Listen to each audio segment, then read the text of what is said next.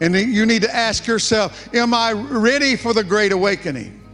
Am I ready for the great revival that we pray for? If I'm in survival mode, then we must get ready for the great war. You know, it's one thing, we all have our times of broke, busted, and disgusted. But we don't have to stay in there. We don't have to linger in there. And we don't have to just harbor our feelings in that brokenness, in that bustedness, in that disgustful place.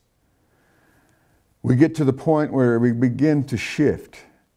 And it's not just for us, it's for others. It could be for your family, your marriage, your children, your grandchildren, your church, people around you, your friends, to bring them out of that.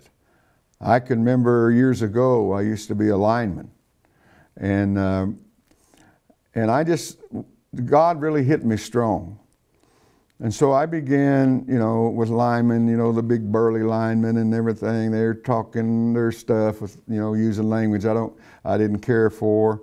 And, you know, they telling stories I didn't care for. So I just go off to myself and just, you know, just think, pray, not always read the Bible. Of course, you know, a lot of them would come at me with questions about the Bible. I think they were just trying to test me. But, you know, I was there for years. And when the Lord told me it's time to go, and I started beginning, kind of like David, getting ready for the ministry. And when I started to leave, these big burly linemen began to weep and cry. They didn't want me to go because because they didn't attend church, many of them. I was their pastor. I didn't know that, but I was their pastor. I was the one that would pray for them. They would come to me and pray for my marriage, pray for my drinking. I'm drinking too much. Pray for finances. I need money and things aren't just going right with me right now. Would you pray for me? Many times these guys would come to me and ask for prayer. And so we have the ability, wherever we go, to be that type of Christ, to lead people out of their mess. Now, Joshippa-Shephus, here in 2 Samuel 23:8,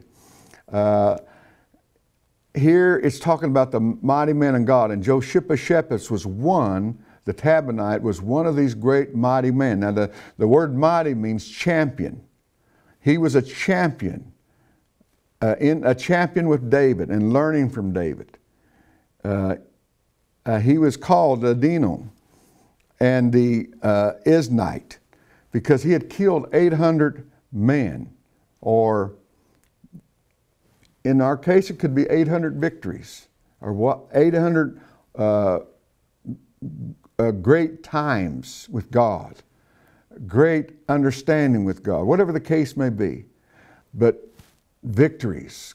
But he had the ability, because he come out of his mess, because he was in a mess, but because he hung around with a leader such as David, he became a mighty man of God, or a champion, if you will. And it's interesting that the number 8 here means the covenant, because we want our covenants to be strong. So here's David and Joshippa-Shephus going into the resting place, that resting in the justice of God.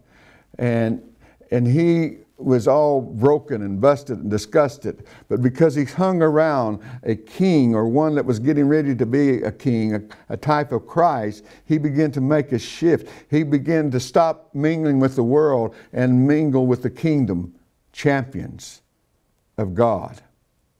If you stay in there long enough, you're going to see a shift, people. I guarantee you. You're going to see the shift, and it's going to change. It's going to change you. You may think it won't, but I guarantee you it will. Do not mingle with the world and their understanding, the worldly understanding, because it will not help you. But if you mingle with those that have come out of the brokenness, the broke, busted, and disgusted place, you become a champion. In other words, bad conditions to a great champion condition. And that's what you want.